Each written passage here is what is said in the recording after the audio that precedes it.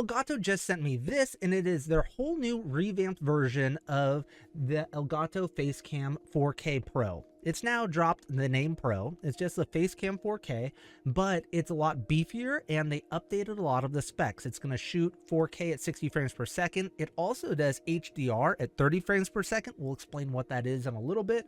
And then also it has a lens filter thread. So if you've got a DSLR camera like this and you've got lenses, you'll be able to actually put those lenses on here, which I think is pretty freaking cool. So what I want to do is, rather than just say, hey, this is great, I haven't even opened the box yet. What we're going to do is compare this versus a camera you're looking at right now, which is the Osbot Meet 2. It's also a 4K camera, but it comes in at about $130 versus this is coming in at $200. There's going to be some specs that are different, and so we want to see, is it worth paying the extra little bit of money to be able to get the better specs? I don't know. Let's go ahead and unbox it, and then we'll start testing it out. Look at that. You get a little behind the scenes of the desk. So here's the box. There you go. Gives you some of the little specs on there if you want to check that out. And USB-C to USB-C. Holder. Ooh, it's packaged like a package of meat. Ooh, that's a big guy. It's actually a lot lighter than I was expecting for how big it is. I'd say it's pretty comparable in weight to the older Elgato. Look at how big this thing is right here. This is just massive. This is the same size as the Osbot Meet 2, and look at the difference in these. So one of the things that we're going to test out is that the Osbot Meet 2 has a 1/2-inch CMOS sensor, and that's how much light the sensor can go ahead and check out for low light conditions. This thing has a 1.8-inch CMOS sensor on it, which means that it's going to be able to handle way better the low light conditions. The Facecam 4K will go to a 4.0 f-stop aperture, whereas the Meet 2 will go all the way down to a 1.8 f-stop aperture. And what that means is that this one will actually make the hole for the light to come in through will actually get bigger than with the Elgato Facecam, but the sensor on this one is just so much smaller. It's more than 3 times smaller than the Facecam. So I'm really interested to see how these two compare, both just normally how they look, and then also at low light conditions, which I think most people struggle with low light conditions. All right, the Elgato Facecam 4K is all plugged in, ready to go, and just like that. All right, so I'm not gonna lie, doesn't look so good because this is directly out of the box and we haven't had a chance to play with the settings. That's my first impression. 2, the wide angle is massive because it's in 4K.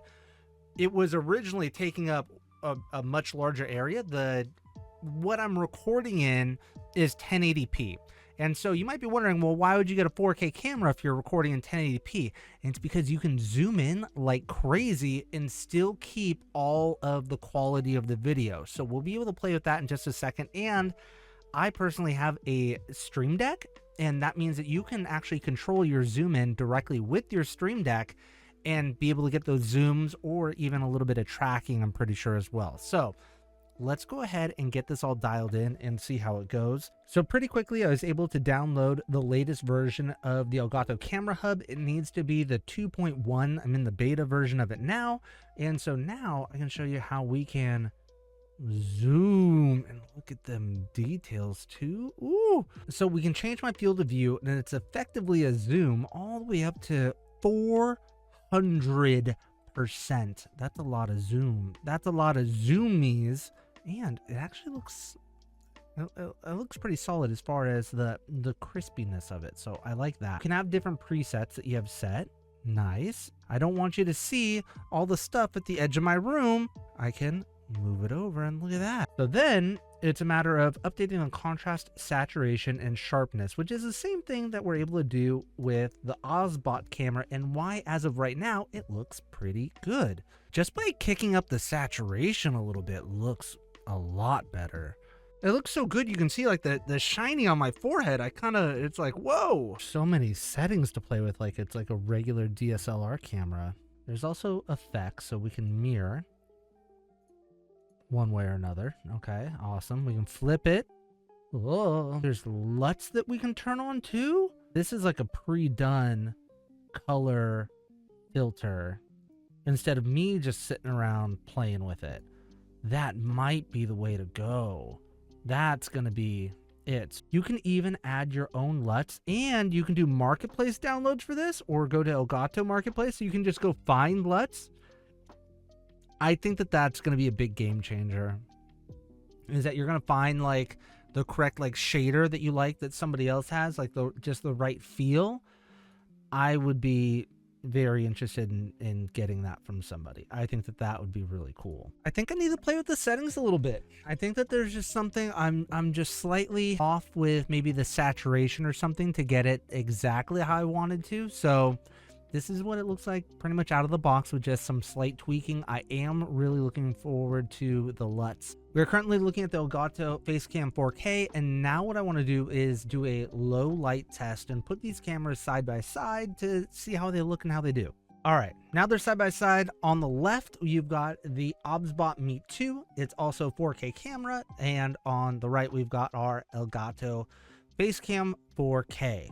Now they're side by side. What do you think? Do they both look too similar to be able to tell which one you like versus the other one? I'm actually thinking the color quality on the Elgato might actually be better. I mean, including also look at how the colors of the reds in the back kind of pop.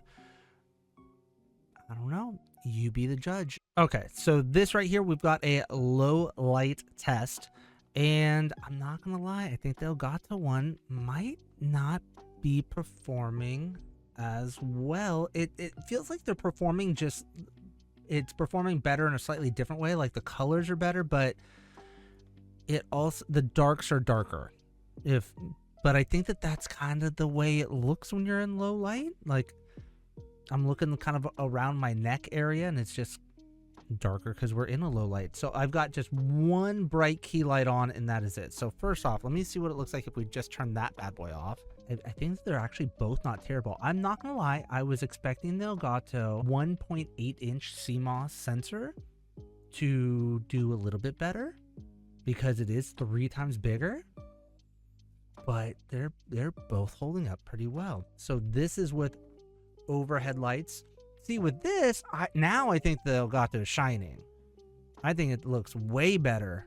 Oh yeah, it looks way better in this lighting. Is it just me? Maybe the OBSBot Meet 2 just isn't doing as good with like the orangey lights and doing the color exposure. Whereas the Elgato camera, the Facecam, I think the auto white balance is really shining right here. I like that a lot. Okay, so let's turn all the lights back on. Next up, what I want to do is a focus test. The focal length for the Facecam 4K is supposed to be only 10 centimeters, which is supposed to be like really, really close. It's interesting because the OBSBot does a more noticeable difference between looking at what's close versus face, but it's hunting more. So it takes a second, it gets there, and then there's a big change. Versus the Facecam, it's not really having to do a big change. It's kind of already there. That's really interesting. It's able to capture up close, and my face is also in view at the same time. That's kind of wild. I don't have the terminology for it, but it's like because I know what it is. Because the f-stop is wider, because it's an f-stop 4.0, it is able to have a larger focal length, so it keeps my face in focus as well as things that are up close at the same time, whereas the OBSBot needs to like change focus back and forth. I think that's what's going on. Somebody can correct me in the comments if you think it is something else. All right, so next up, what I want to do is test up motion blur. And so if we're using the Facecam 4K, what this does is at 4K, it will capture in 60 frames per second versus the OBSBot Meet 2, which is only going to capture at 30 frames per second. But is it enough to actually notice some sort of difference when we're moving around a lot. You let me know, what do you think? Getting that movement when you're on stream and you're getting around, you're shooting up the bad guys and you're getting into your game. Is there enough of a difference? All right, so I also want to test motion blur moving around while we're at the lower light. Are we noticing any sort of difference? Kind of hard to tell, especially when I'm doing it right here. I'm gonna have to look back at the video, do a little wax on, wax off Miyagi moment and see, okay, well, which one's better? One other thing I wanted to mention is that the Facecam 4K does support HDR, and what that does is it basically takes several different pictures at the same time, one with like a higher exposure, one with like a lower exposure, so in that way it's getting the same picture with a different dynamic light range. And what that does is it basically says, okay, here's the spot with like a whole lot of shadows in this area, and over here it's overexposed with too much light. It'll combine the pictures together and just make a better quality picture, and that's my understanding of it. Again, somebody can tell me if I'm wrong, but I'm pretty sure that's what it is. So both of these cameras do support that, and this will be supported at 4K and 30 frames per second for the HDR. So very cool. There's a lot of cool features on here.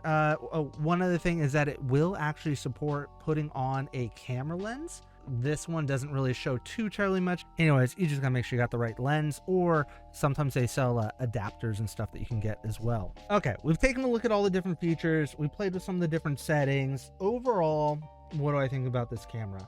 I do like that it's got the really nice wide range of view, and because it's at 4K, it is going to mean that we can zoom in on things and keep that quality, which I do like a lot. I do plan on playing with this with my Stream Deck a little bit more, and I'm definitely going to be using this for more videos. I will say that I think it did better in some aspects of the low light, especially when we just had those orange lights. I've got these overhead lights up here, like string lights, and they're very orange, and it made that look so much better. So I really did like that a lot. I'm not saying that the OBSBot Meet 2 camera is bad by any means. I think that it held up on its own really well. In fact, I thought it did better than what I was expecting. I was expecting the Facecam 4K to blow the other one completely out of the water. I think that there are some little bells and whistles that you get with the Elgato Cam that I am excited for, that I just haven't had enough of a chance to play with. So one of them being is some of the extra settings that we'll get with the Stream Deck. Two is getting some of those extra LUTs and things that you can download, which is not something that you can do with the OBSBot Meet 2. And then three is some of the different effects, like having these AI backgrounds. I didn't play around with these so much because you have to download some NVIDIA Video Effects SDK. I'm sure it's not hard to grab and play with those. I think that those could be interesting as well, because I have a feeling that you'll be able to use your Stream Deck to just one button press and then add in some of those AI backgrounds, and I think that could be fun to play with. Just having these different AR effects and the AI backgrounds, the LUTs, I think that those things are going to be fun to play with. Now, I will say that the Elgato Facecam 4K is more expensive, but over the years, I've found that paying for the Elgato products is almost always worth it. I don't know a time when it isn't worth it. Elgato products have been the absolute best. I've had everything from a Stream Deck to a Stream Deck XL to the last Elgato Facecam. And then I've had lots of different capture devices over the years, from the portable HD60 to the HD60X, and then also the pro versions of the capture card when I had my computer updated. I've had the travel versions of stuff for when I've deployed and left places with the military. And I can say that Elgato is just super, super durable and been able to travel with me, and has been my go-to for my stream and setup. So take that for whatever it's worth. I've always really, really enjoyed Elgato product. Like I said, they did send this one to me for free. They didn't pay me to say any of this or tell me what I had to say in this video. That's all my reviews. But rather than just kind of just glaze them like crazy, I like to show you the difference between at least some other product. And that's all I've got for the Elgato Facecam 4K. Let me know what you think down in the comments. Thank you so much for stopping by, and we'll talk to you again more real soon. Thanks.